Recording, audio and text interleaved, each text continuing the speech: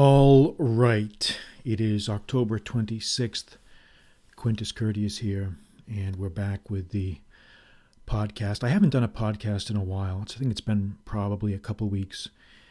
And you know how it is sometimes. If you don't really have anything to say, sometimes it's better not to say anything at all. So that's why I've been off the mic and active on Twitter as always, but not so much on podcasts. But I wanted to do a type of a podcast I haven't done in a while, which is just answer some questions from different guys here that send questions in. And, nothing, no earth-shattering questions of, earth-shaking importance, but just still kind of interesting questions here. I told these guys that I'd answer their questions, so I wanted to do that. All right, so this the first set of questions here. There's three of them, and this is from a guy. He describes himself as a 24-year-old male, and he says he got his degree recently, and he's at a pretty good school. I don't want to give too many details here, but he works at a finance industry job, and he's a pretty literate guy, pretty well spoken, well read guy. So he's got some questions, and I sometimes it's funny how people ask questions. People ask questions that you just, sometimes you just kind of say to yourself, "But I wonder why that's weighing on his mind." But that's okay. Obviously there's always some. It always comes down to advice. There's always something going on in these guys' minds that prompts them to ask. There's always a reason. Sometimes almost always I can discern it, but sometimes I get curveballs. I get curveballs thrown at me here. So anyway, his first question, he says here, for relationships with the opposite gender, how important are shared political views? I believe that a female who is apathetic towards politics is the easiest to gel with. Do you? Well, all right. First of all, dude, you shouldn't be talking about politics with a girl you're trying to meet anyway for the first. Politics, serious subjects like politics, things like that should only be reserved for really, really close, that's girlfriend, that's like serious girlfriend type conversations, okay? If you're meeting someone for the first time, or if you're even at the beginning stages of relationships and you're trying to make an impression, and politics should be the very last thing on your mind. Don't even get into that. It never turns out well. It never works out well. It's always just a dodge or a smokescreen to avoid talking or doing other things. So don't even bother. And it just never, no matter what you say, it's never going to come out right. And it's just a joy killer subject. It ruins the mood. It ruins that nice subdued tension that you get when you talk to a girl for the first time or first opening stages of relationships. So don't kill the vibe. Don't kill the joy. Don't even get into politics. I mean, you shouldn't. Serious subjects, never. In fact, there are some guys that would go so far as to say you should never talk about politics in general with basically anybody, especially with girls. Now, I don't know if I'd go that far. I think there are, a girl who's really kind of cool, a girl who's cool, who knows what's up, who's got her head screwed on right, who can talk about things in a rational way and a mature way, then that's fine. But even then, it should only be somebody that you've already been with for a long, long time, because it's just one of those subjects, man, that just doesn't turn out well. So avoid that. I'm going to say avoid that subject. All right, second question, he says, should I send my future children to a private prep school? Jesus, dude, what are you thinking? What are all these serious questions, man? Should I send my future children to a private/prep school, elementary and high school? I think this is the easiest way to surround my child with winners. Is there any reason not to do this? Will my child come out soy or coddled? Is it worth the money? Fuck, man. You don't even have kids yet and you're already thinking about this shit. Why are you thinking about this? What's going on? What are you avoiding? There's something going, you're avoiding something. Nobody asks a question like this who's serious about this question. My guess is you're hiding something. All right? I'm going to answer your question, but I think it's a bullshit question because I think you're dodging something. I think this question is a bullshit smokescreen, just the way it's worded. Private school. First of all, there's just as many assholes in private schools there on public schools. Okay, the distribution of assholes in the world is pretty evenly spread. They're rich, they're poor, they're short, they're tall, they're fat, they're thin. They're everywhere. All right, there's a statistical distribution to that averages out. All right, now I don't know jack shit about private schools. I never went to private schools. I grew up in a small town in New England. I went to public schools my entire life. It wasn't in the cards for me. My family didn't have the resources to do that. Now, I'm not saying that to give you it's neither good nor bad. It is what it is. No matter where you are, you will adjust, you will figure it out. There are just as many successes who come from private schools. There are just as many successes that come from public schools. And I'm sure eventually, once we get enough of a critical mass, there's probably going to be just as many homeschooled people that are successful. Although that's not something that I would really want. I would not want to do that. I just think socialization is I think you can supplement with teaching your kids stuff at home, but I think it's important to get people together, get kids together and learn how to get along with each other in groups. But so this myth now, okay, having said all that, a lot of this shit depends on, it just fucking depends, man. It depends where you live. Do you live in an area, if someone lives in an area where the public schools are just complete dog shit, and they're not safe, and you're not getting a good education, and there's literally no chance of that, then okay, yeah, you take remedial steps if you can afford it. If you can't, guess what? You're going to have to go to the public schools. You're going to have to deal with it. You're going to have to deal with it like all the rest of us dealt with it. So, coddling people, sending them to private schools, yeah, this is one of those questions and topics where you get really people come down on different sides of the equation. I mean, my father came from the school of thought where, he believed in sort of the sweat of your brow. I always had jobs. I had blue collar jobs when I was in high school. I worked at a factory. I worked at a fish processing plant. I worked at a clothing store as a kind of a runner.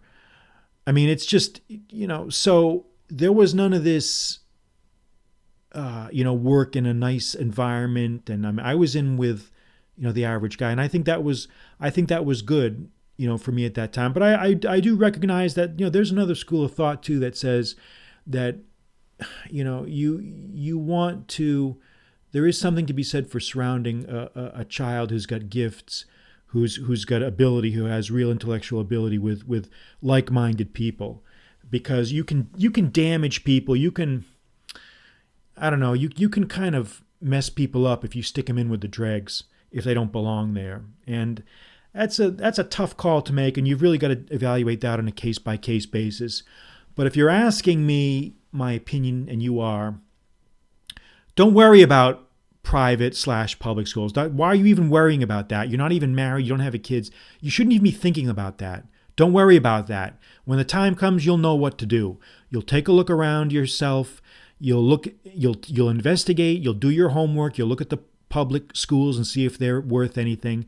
And then you look at the private schools and look at the bills and see how much if you can afford it.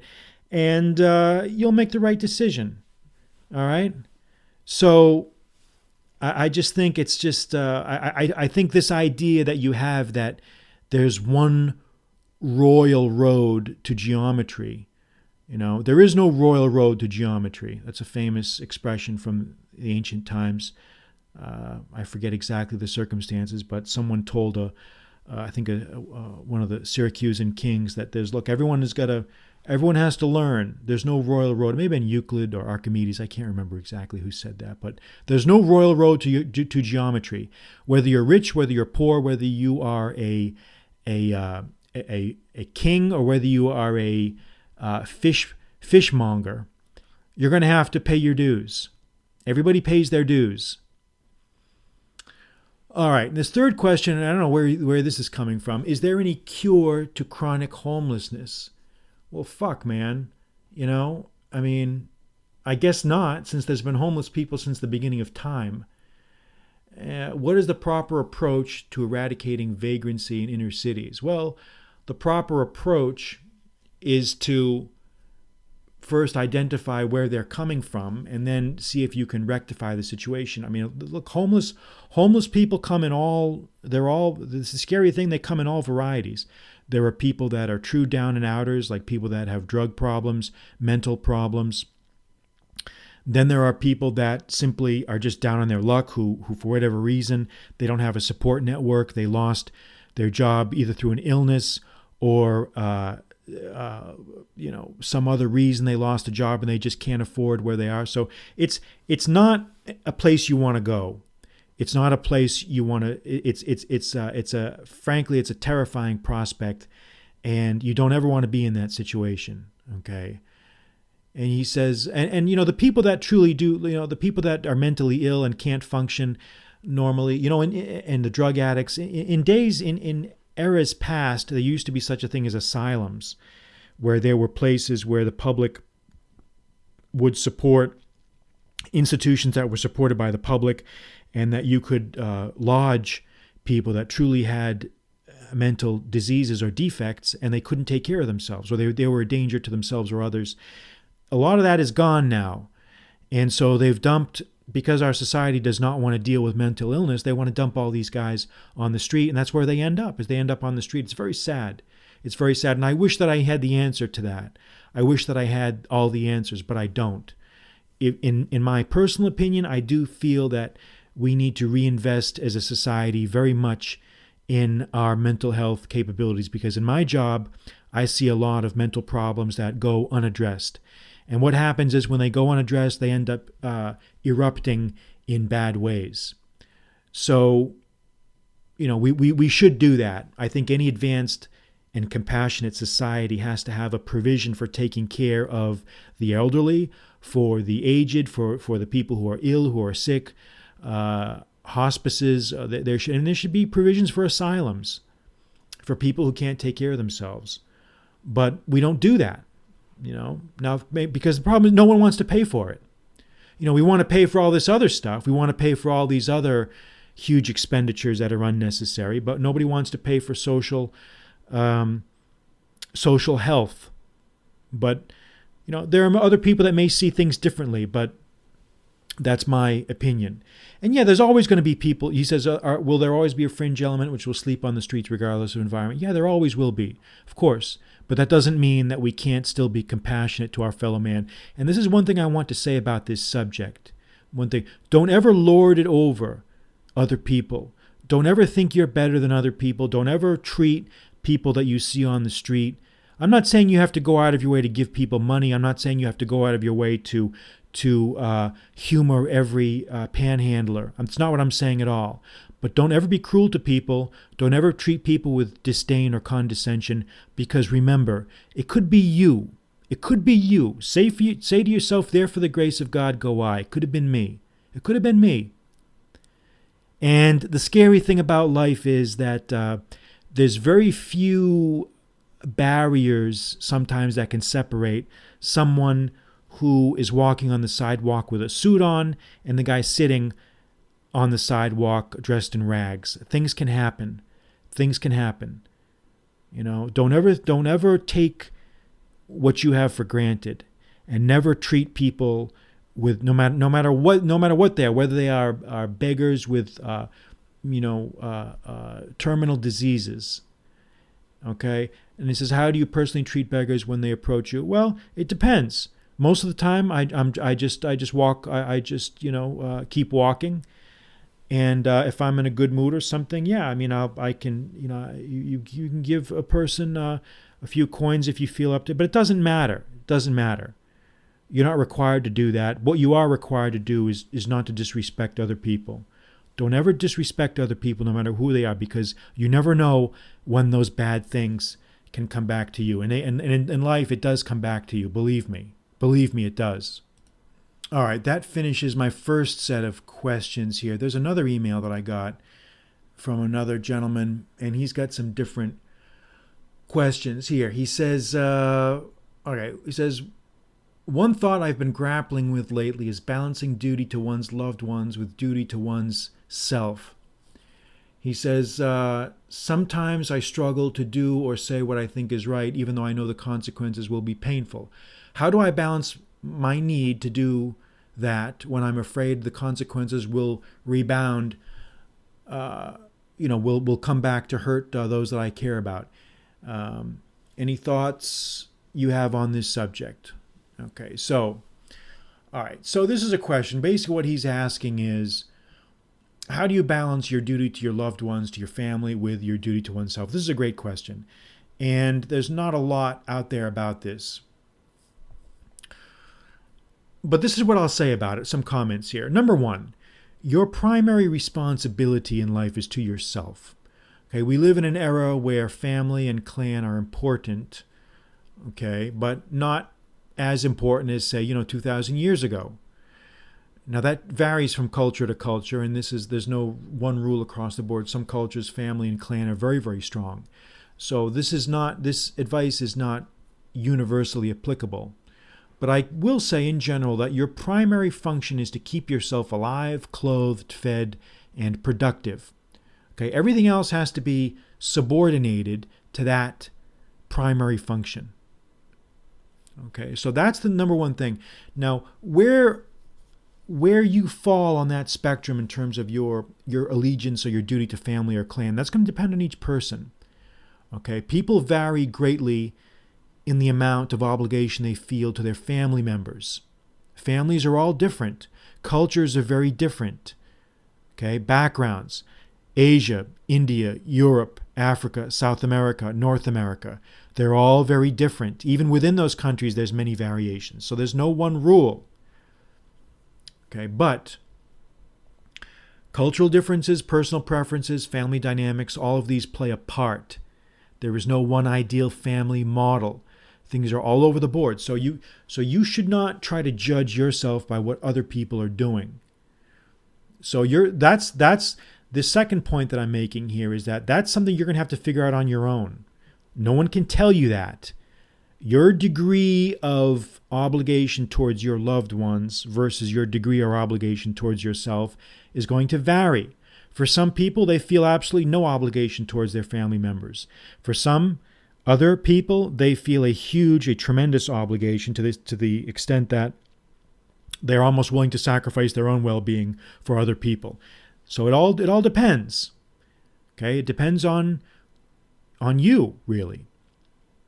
All right, the third point is learn how to say no. Learn how to say no. This is very, very important. What I'm getting at here is, do not be driven by guilt. Do not do things out of a sense of guilt. Do not do things out of a sense of what might happen to you if you don't do it. Because then you're not thinking after yourself, you're thinking about others to a destructive extent.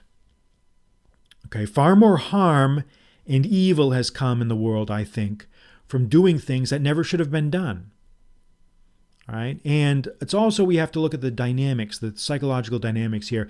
It's an odd feature of human nature that kindnesses extended to family members in need are often not appreciated. Not only are they not appreciated, they are sometimes rewarded with sullen resentment. So not only do you not get any thanks, you actually get active hostility. So this is why you have to learn how to say no. If some cousin asks you for a loan, you have no right, you have no obligation to do that. If a brother or sister asks you to do this or that, and you don't want to do it, say I don't want to do it. That's it. Learn how to say no. Okay, now the fourth point is the degree of responsibility that you owe. It's almost like gravity. The farther out you go in the family connection or degree of consanguinity, the less immediate your obligation becomes. As the scope widens, the degree of responsibility diminishes. What I mean by that is you're going to typically have much more of a stronger obligation to immediate family members, brother, sister, mother, father, than to extended family members like cousins, third cousins, fourth cousins, uncles, aunts, things like that. It's a scope of responsibility. It's a scope of responsibility, and that force varies as the farther out you go. All right. Now, the fifth and final issue is be patient with your family, but establish boundaries. Where you draw these lines has to be a personal decision. All right. I tend to err on the side of patience, but after a certain point, people need to be told in no uncertain terms that you've done all you can do and you're not going to do any more. So you need to establish boundaries with people, with family members, with friends, loved ones, everybody. So if you can keep those 5 points in mind, then that will help you learn how to draw the line as to the degree of responsibility you owe yourself versus the degree of responsibility you owe to others, to family members. All right, so that's it. Until next time, keep the morale up and go get 'em.